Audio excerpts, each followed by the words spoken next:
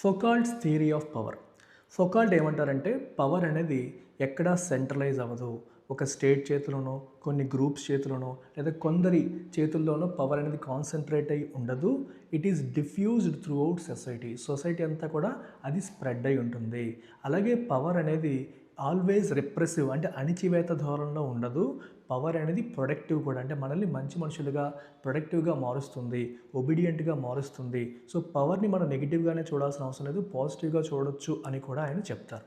అయితే సొసైటీలో అది ఏ రకంగా డిఫ్యూజ్ అవుతుంది అంటే మనకి నామ్స్ రూపంలో, డిసిప్లిన్ రూపంలో, ఇన్స్టిట్యూషన్స్ రూపంలో, నాలెడ్జ్ రూపంలో అది డిఫ్యూజ్ అవుతుంది అంటారు. ఫర్ ఎగ్జాంపుల్ స్కూల్స్ ఉన్నాయి. స్కూల్స్ రూల్స్, నామ్స్, డిసిప్లిన్ లాంటివి ఉపయోగించి మనల్ని షేప్ చేస్తాయి. అసలు పవర్ అంటే ఏంటి? సింపుల్గా చెప్పాలంటే the ability to influence others decision making. అంటే ఎదుటివాడి డెసిషన్స్ని మనం ఇన్ఫ్లుయెన్స్ చేయగలిగితే మనకి పవర్ ఉన్నట్టు.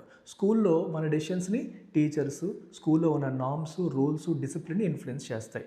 అలాగే మెడికల్ ఫీల్డ్లో తీసుకుంటే doctors define what is healthy, what is not healthy. So వాళ్ళు చెప్పిన అడ్వైస్, వాళ్ళ నాలెడ్జ్ మన డెసిషన్స్ని ఇన్ఫ్లుయెన్స్ చేస్తుంది. అలాగే మీరు ప్రిజన్ తీసుకున్నారనుకోండి, ప్రిజన్లో పెట్టిన రూల్స్, రెగ్యులేషన్స్ అన్నీ కూడా ఆ ఖైదీల్ని, వాళ్ళ బిహేవియర్ని కరెక్ట్ చేస్తాయి.